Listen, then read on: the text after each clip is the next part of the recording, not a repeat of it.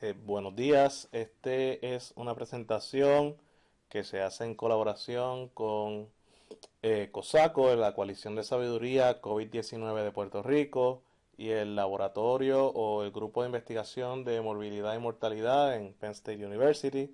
Este es Alexis Santos quien les habla y hoy les voy a estar hablando del monitoreo de muertes de COVID-19 en Puerto Rico.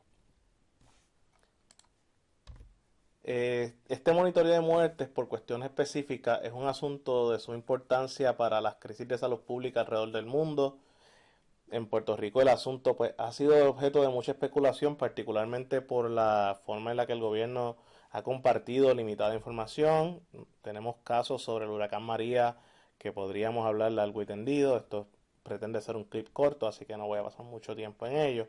Y se han utilizado en ocasiones para remediar esta situación metodologías muy poco convencionales, como hacer encuestas para hacer este tipo de estudios cuando Puerto Rico tiene un sistema de estadísticas vitales donde captura el 99.9 de las muertes. Y esto pues hay un estudio de la doctora Daniela Rodríguez que lo menciona y puedo compartirlo con quien esté interesado. Al día de hoy, el gobierno de Puerto Rico tiene en su dashboard 147 muertes por COVID-19 en Puerto Rico, de las cuales 57 habían sido confirmadas con alguna prueba del COVID-19 y 90 son consideradas probables. Es decir, a esta persona no se le había hecho la prueba de COVID, pero su causa de muerte en el registro es COVID-19. ¿Qué sabemos de la mortalidad y de las muertes en Puerto Rico? Pues sabemos mucho. Particularmente sabemos que aunque los estimados poblacionales para Puerto Rico han ido para abajo, que es esta línea sólida negra y la línea negra que está aquí entrecortada, eh, las muertes se han mantenido relativamente estables alrededor del periodo de análisis desde el 2010. Ahí tenemos aquí este pico, que es el huracán María, y tenemos por acá otro pico, que es la muerte de chikungunya. Y entonces, esto lo presento en un artículo que ya está publicado en el American Journal of Public Health, una carta al editor.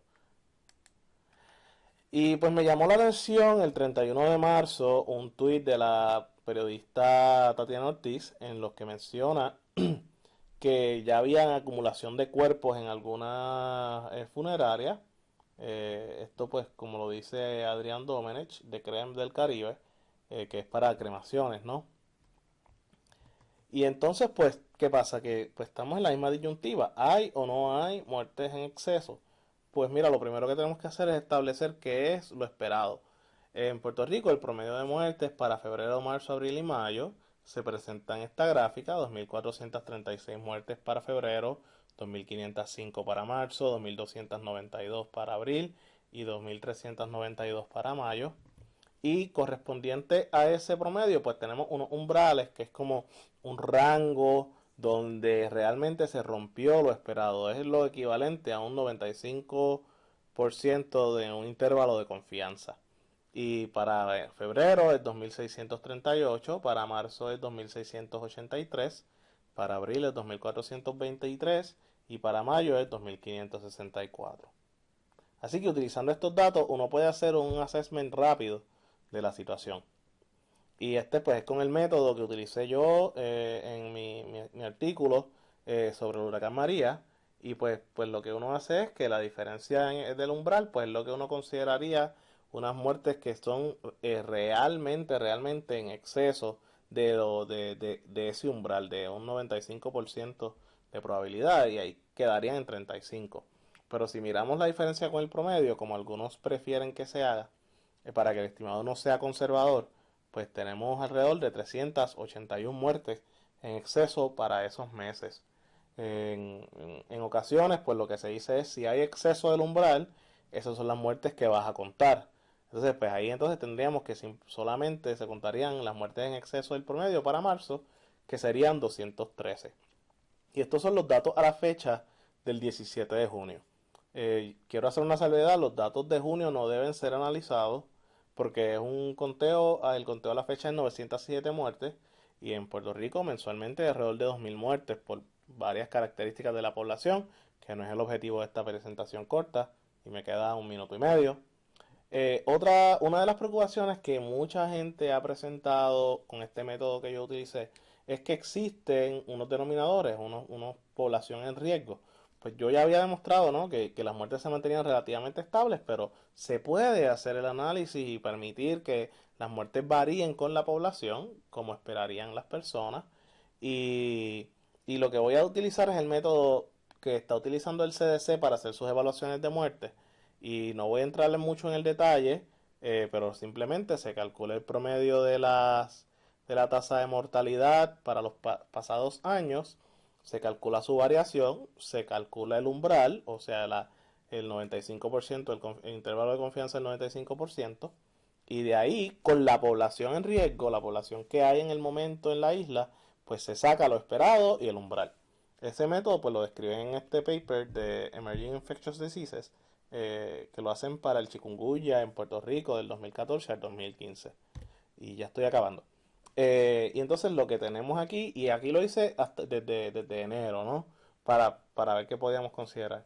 Pues no, pues como ven, tengo aquí el promedio de la tasa cruda de mortalidad para estos 4 años, su desviación estándar, el umbral epidemiológico, la población. Esto es un cálculo que yo hice acá con los estimados del censo y con muertes y nacimientos y migración esperada, el número de muertes esperadas, el umbral y lo que hemos observado a la fecha que está en el dashboard. Y desviaciones del promedio tenemos 290 para febrero, 330 para marzo, 176 para abril, 47 para mayo. Y si solamente consideráramos los 2 meses donde se pasa el umbral, pues serían 330 y 176, que ese número no lo calculé y obviamente alguien me va a decir lo pudiste haber calculado, pero lo voy a simplemente poner aquí por si acaso. Ese número es 506 muertes. Así que si solamente consideramos los 2 meses que se rebasa el umbral, es 506 muertes. Si consideramos todos los meses donde hay un exceso de lo esperado, pues son 843 muertes. Y si estamos pensando simplemente en lo que ha pasado el umbral, pues son 103 muertes.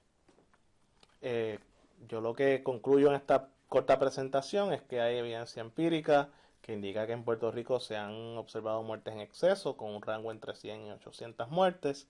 No existen datos para llegar a conclusiones sobre junio muy importantes y hay potencial de subconteo dependiendo del método utilizado y esto es algo que tenemos que seguir evaluando. Que pasen excelente día. Buenas tardes.